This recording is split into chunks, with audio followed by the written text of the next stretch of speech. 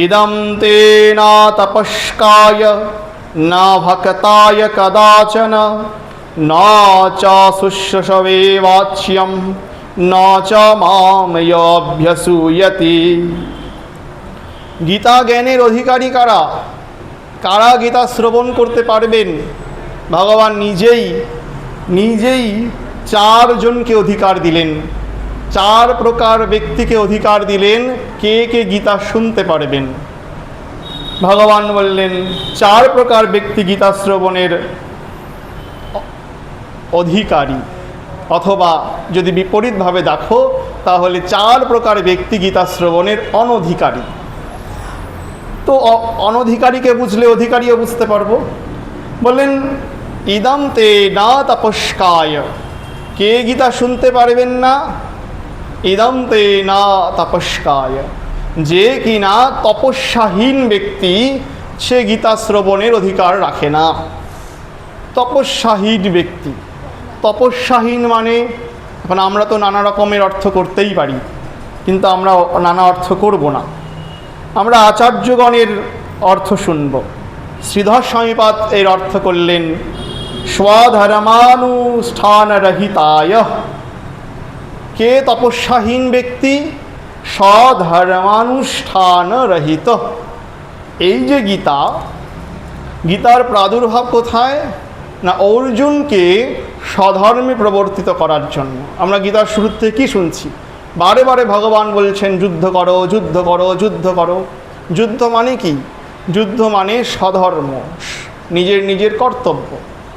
তো শ্রীধর স্বামীপাদ বললেন স্বধর্মানুষ্ঠান রহিত, তাকে বলে তপস্যাহীন ব্যক্তি। মানে যে স্বধর্ম কি তা জানেই না, স্বধর্ম পালন করেই না, সেই ব্যক্তি গীতা শ্রবণের অনধিকারী। স্বধর্ম পালনহীন ব্যক্তি গীতা শ্রবণের অনধিকারী, মানে তপস্যাহীন ব্যক্তি গীতা শুনতে পারবেন না। গীতা জ্ঞান তাকে প্রদান করলে ব্যর্থ হবে সেই জ্ঞান। যেমন একটা আমাদের প্রবাদ বাক্য আছে, উলু বনে মুক্ত ছড়ানো। উলু বন মানে উলু ঘাসের বনে মুক্ত ছড়ালে সেই মুক্ত দেখাই যায় না। তো সেখানে যেমন কোনো কাজ হয় না, ঠিক তেমনি তপস্যাহীন ব্যক্তিকে গীতা শ্রবণ করালে সেই গীতা বাক্যেও কোনো কাজ হয় না। ঠিক আছে। এরপরে দ্বিতীয় অনধিকারী বলছেন অভক্তায়।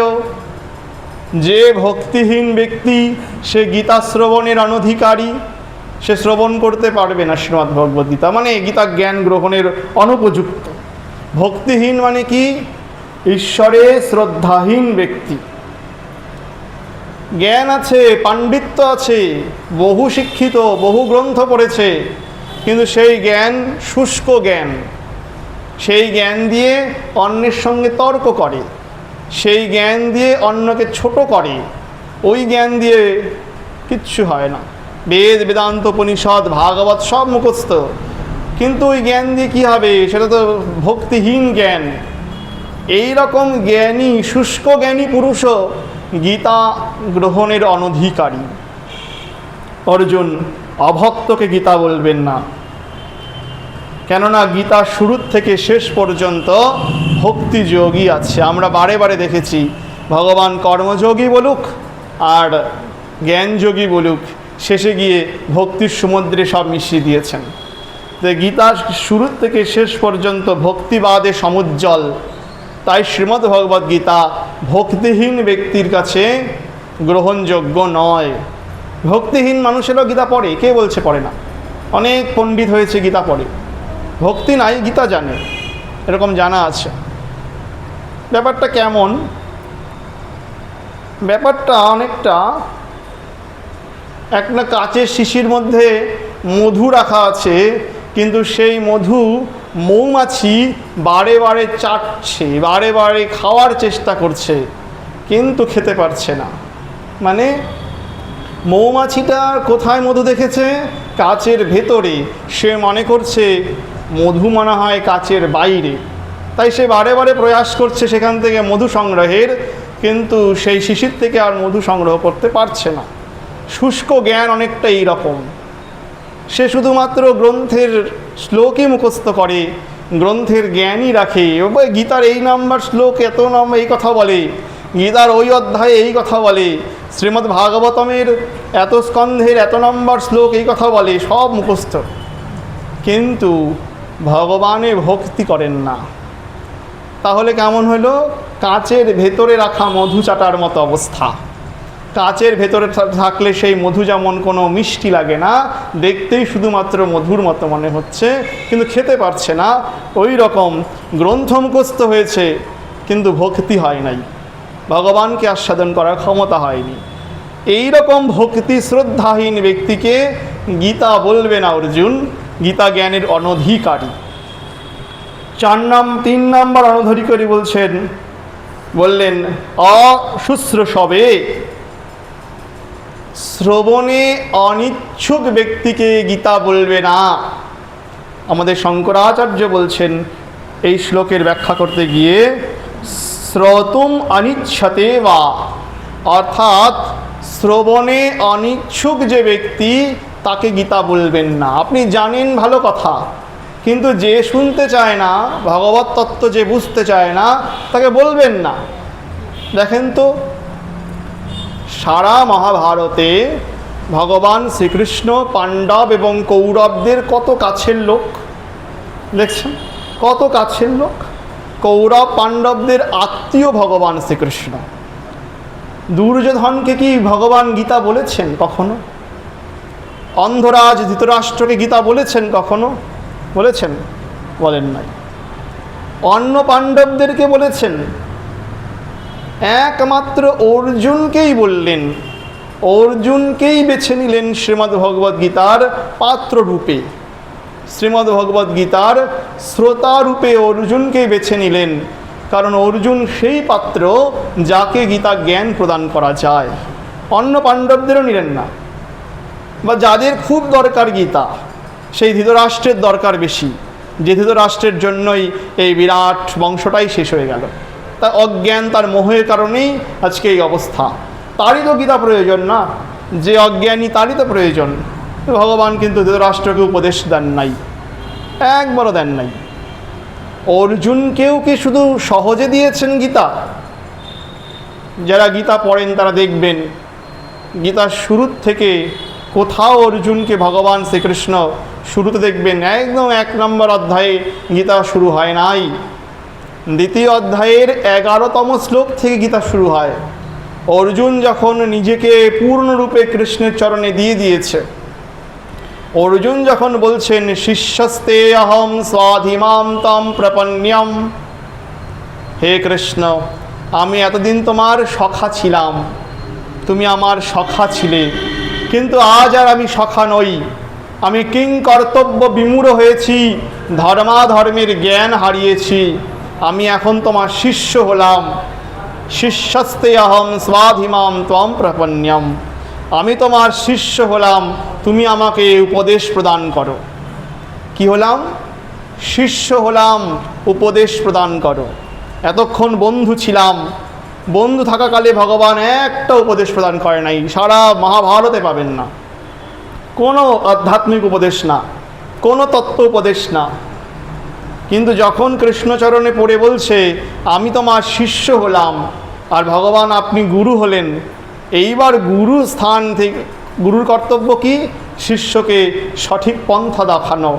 এইবার উপদেশ করছেন কৃষ্ণ।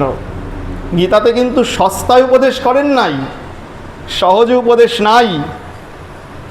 তার মানে অর্জুন আমার যে অভক্ত তাকে গীতা বলবে না, যে শ্রবণে আগ্রহী তাকেই গীতা বলবে। অর্জুন যখন পুরোপুরি প্রপন্ন হয়েছেন, বলছেন আমি তোমার চরণে আত্মসমর্পণ করলাম, তুমি উপদেশ দাও। এইবার ভগবান শুরু করলেন গীতা বাক্য 2য় অধ্যায়ের 11তম শ্লোক থেকে। অশৌচান অন্য শৌচাংস্তং প্রজ্ঞাবাদংশ্চ ভাষসে গতা শুং অগতা শুংশ্চ নানু শোচন্তি পণ্ডিতাঃ। অর্জুন, যাদের জন্য শোক করা উচিত নয় তুমি তাদের জন্য শোক করছো, আবার পূর্বে পণ্ডিতের মতো কথাও বলছো। এই যে শুরু হলো গীতা, এখান থেকে আত্মতত্ত্বের শুরু হচ্ছে। আগে একবারও গীতা বলেন নাই, শুরুতেই বলে দিতেন তা বলেন নাই। তার মানে উপযুক্ততা প্রমাণিত হওয়ার পরেই উপদেশ। আজকে আমাদের মধ্যে না যা লক্ষ্য করা যায়, ওই ভজন উপদেশ গ্রহণের একটা হীনতা দেখা দিচ্ছে।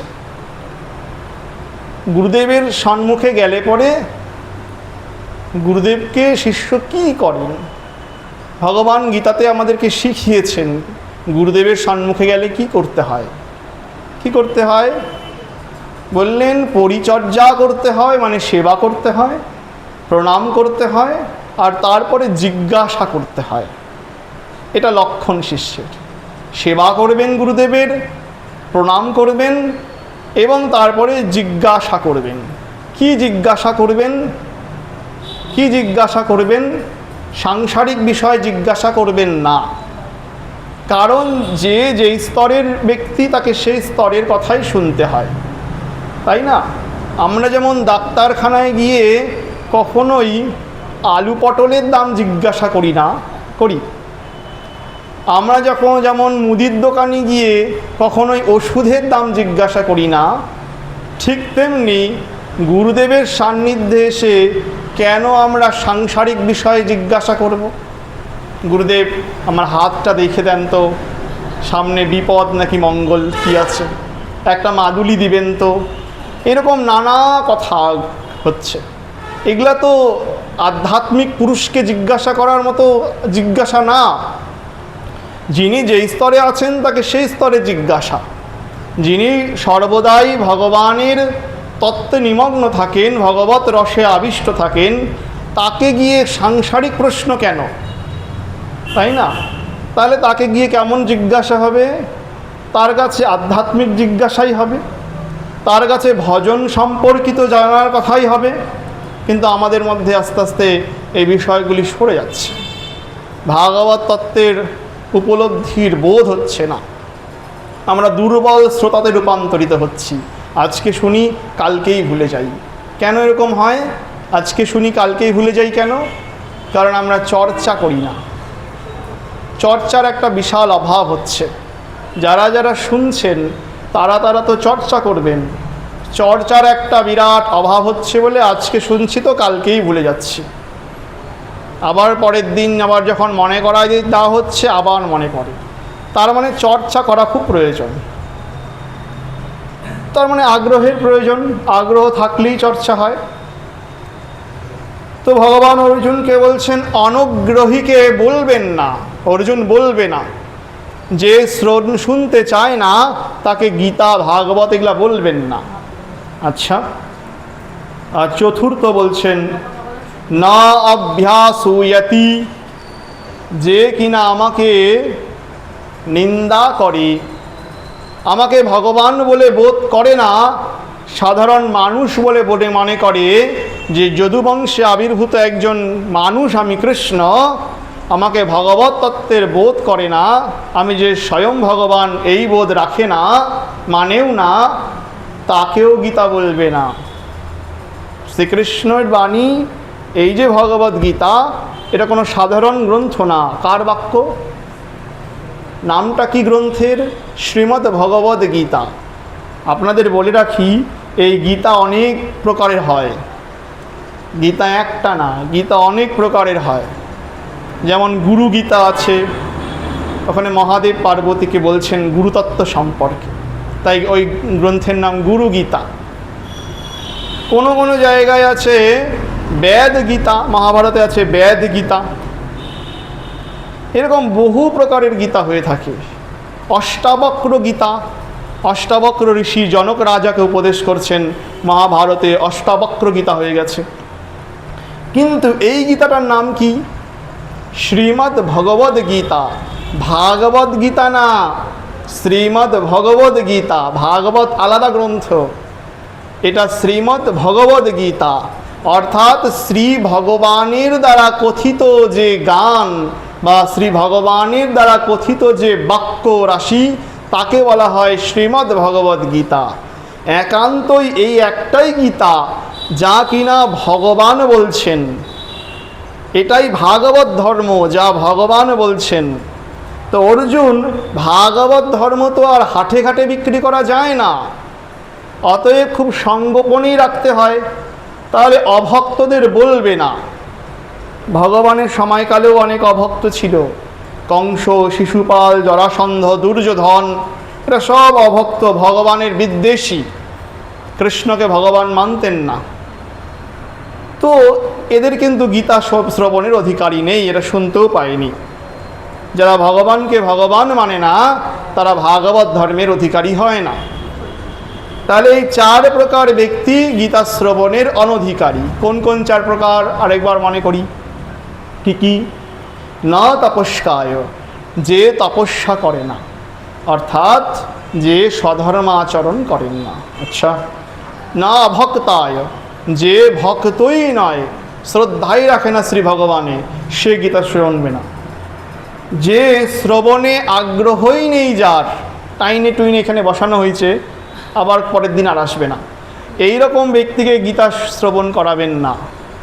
আর যে ভগবানের নিন্দাকারী, ভগবানকে ভগবান বলে মানে না, এই রকম ব্যক্তিও গীতা শ্রবণে অনধিকারী।